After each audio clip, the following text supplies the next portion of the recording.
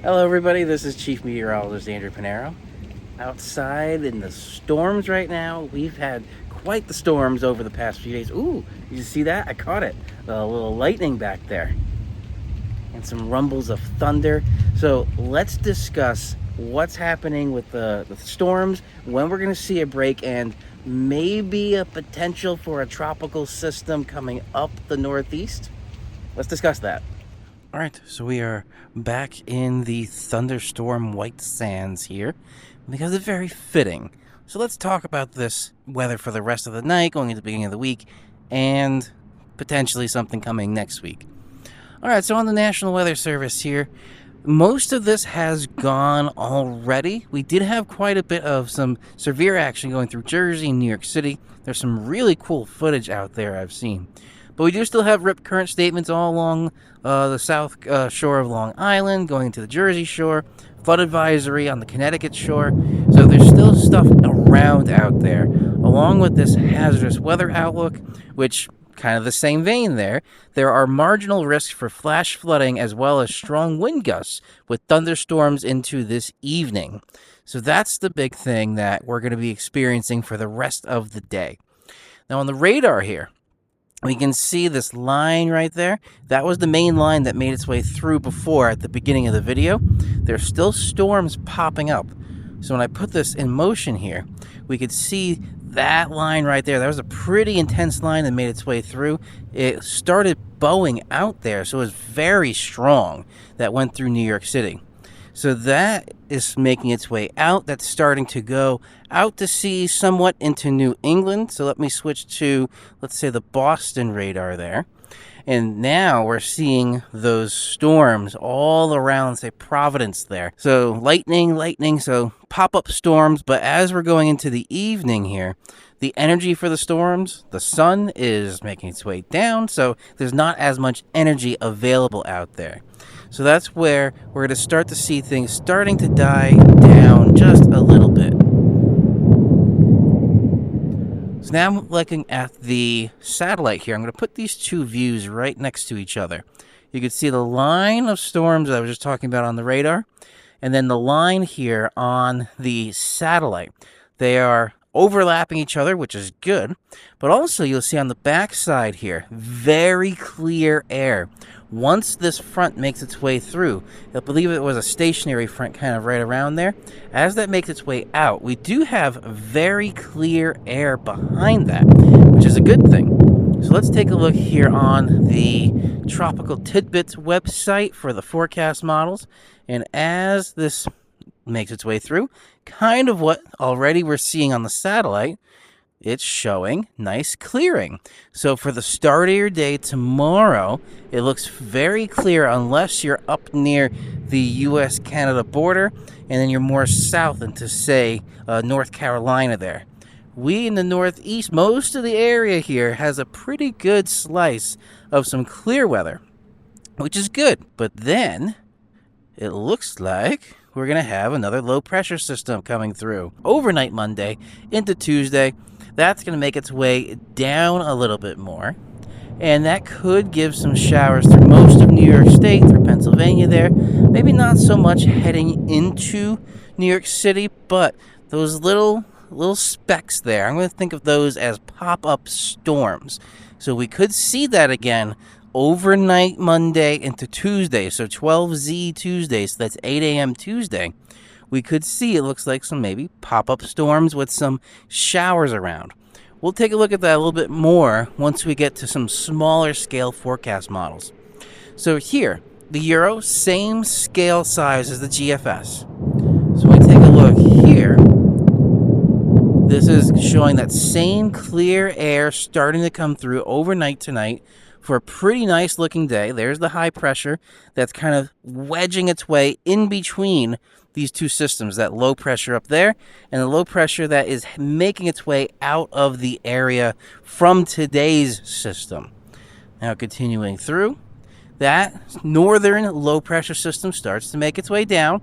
We're still in the middle of the day on Monday, so most of this is very far upstate New York, again along the U.S.-Canada border. as we advance a few frames here, this starts to break up a little bit more on the Euro.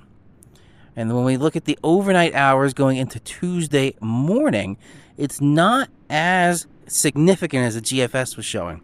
Some spotty showers there again for Tuesday morning. So we're matching here 12Z Tuesday, 12Z Tuesday.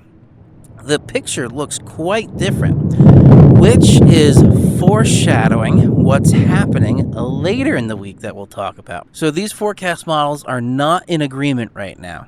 So that kind of lowers the overall forecast confidence. Then going into Tuesday, what I am going to be confident with, and that's going to be on both of these, is going to be, again, some showers and storms coming back into the picture. Because it's going to start getting a little bit more unsettled as we head through the rest of the week. So taking a look at Wednesday. Wednesday, it's mostly to the south, but we do still see some around the New York City area going into Pennsylvania, some showers there. And we're going to see the same thing going into the Euro here, except it's a bit more intense overnight Tuesday into a Wednesday. Now, that looks fairly similar. 12Z Wednesday. Oh, that's 18Z. Let me advance one. There we go. 18Z Wednesday. 18Z Wednesday. So that lines up a little bit more. So we're having this kind of phasing between these two forecast models. So these are the two larger forecast models. Going through the rest of the week, going into Thursday, that stays pretty clear. Kind of the same thing there, staying pretty clear. Now, what's different here? 0Z Friday. This is just showing Thursday. We are already seeing Debbie in the picture. Now, what's interesting here, the Euro and the GFS are handling Debbie extremely differently right now. So, 2 p.m. Thursday on... Let me go back to 2 p.m. Thursday here. So look at these two pictures right there. They are very different. This is showing a typical picture or signature of a tropical system. This could just be a nor'easter. It could just be just general rain. So the GFS is handling it, I think, worse than the Euro. One of my college professors always said when a tropical system is coming out of the tropics, so 20 degrees north to 20 degrees south, if the tropical system develops in that region, the Euro handles it the best. We'll see, because also I remember the Euro was very accurate for Hurricane Sandy.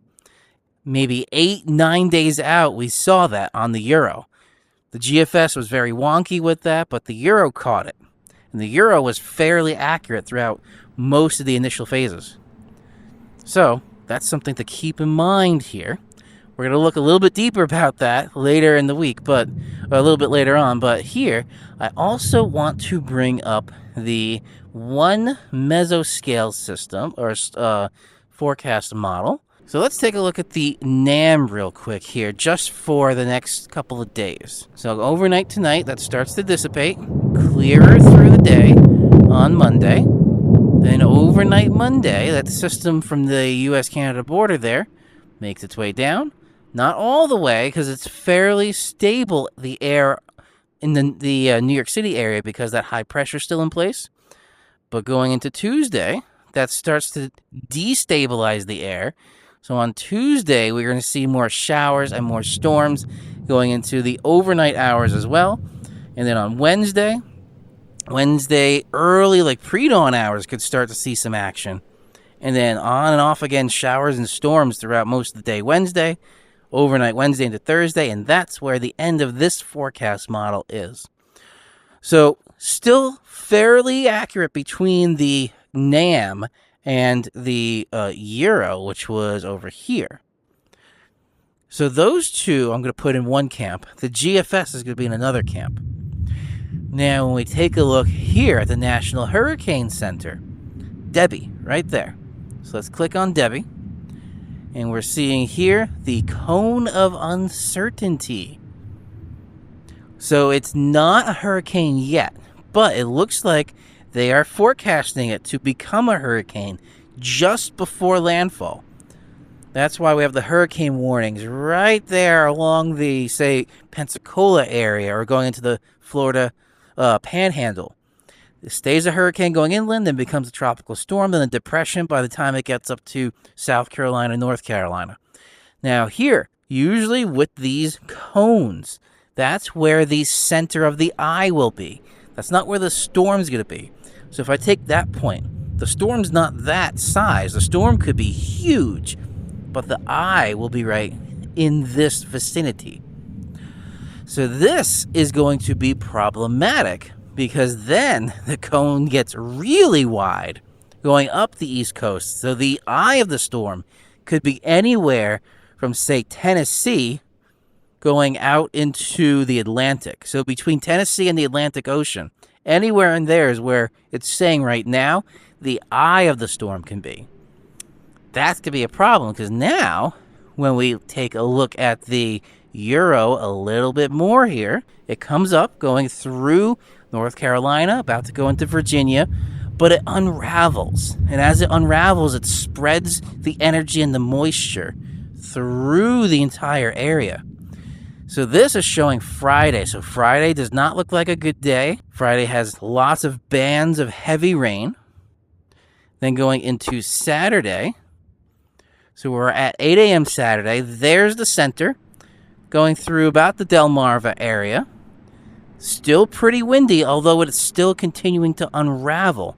Because at this point, I don't even think it'll be a depression. It's probably just going to be like a remnant.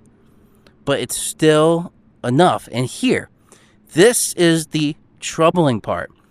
When it goes through the Delmarva area, and then it bounces back out to sea, it strengthens again. So South Jersey is going to be slammed, it shows here, with heavy rain. So when we split the center there into quadrants, the front right quadrant is usually the strongest, and that's where it's showing the most intense rain. Now that makes its way continuing out to sea, but to New York City, that distance right there is very close. It's too close to say for certain right now. Now that time is 2 a.m. Sunday. Now let's keep that in mind. So now it looks like the precipitation is gone by the time we get to 8 a.m. Sunday, but the isobars there are showing still very strong winds for your day on Sunday. And it looks like it doesn't have any Fujiwara effect where it turns back or it goes out to sea, then comes back more north into New England. This looks like it's just going to continue out. So that's the Euro. Now let's take a look at what the GFS is doing. And for this, I'm going to widen the picture. We're going to go the eastern half of the U.S., and I'm going to show you here this weird thing that the GFS is doing. So pretty intense storm right there. Pretty intense still going through Georgia. And then look at that. That I don't think is very easily achieved. But essentially, once it passes through Florida and enters Georgia, then goes back out to sea, then it reverses course and goes through Georgia again, then through Florida again, and goes all the way to Louisiana and Mississippi. And then after it backtracks, then it starts heading up the coast. But it still comes up as a re-intensified, maybe tropical storm again. The issue, though, Wednesday, that's showing Wednesday, and the Euro is showing Sunday. So that's a huge time difference between what one forecast model says and what another forecast model says. That is the tricky part of this forecast right now and how uncertain it is. They look like they're in a very similar position when you look at these two forecast models side by side. However, again, this is Sunday at 8 a.m. and then this is Wednesday at 8 a.m. Days, multiple days different for the same position. So this is something we're definitely going to be watching. So I will say I will keep up with this storm as it makes its way into the Northeast. They did say from the National Hurricane Center this is going to be an active hurricane season. This may be the beginning of it. All right, let's head back to the desk for a little wrap-up. All right, so overall, it's very uncertain right now with this tropical system. Well, at least we know for now is beforehand, it looks like tomorrow is going to be a fairly clear day. The humidity drops just a little bit, but not too bad of a day. Then it starts to kick up again Tuesday into Wednesday. Thursday, that's when we start seeing that potential for Debbie making its way up our way into the northeast. And I will definitely keep you all updated. This Tuesday, I'm going to be going live again with the updates with the tropical system with my gaming forecast live for you all. All right, I know this was a long one, so I'll keep the outro fairly short. I hope you all enjoyed. Again, if you're new to the channel and you want to get the latest on all the weather, hit that subscribe button below and then the little bell icon right next to that to get notified whenever I upload a video like this or I go live. This is Chief Meteorologist Andrew Pinero. Have a great rest of your night, everybody. Stay safe, and I'll see you all in the next video.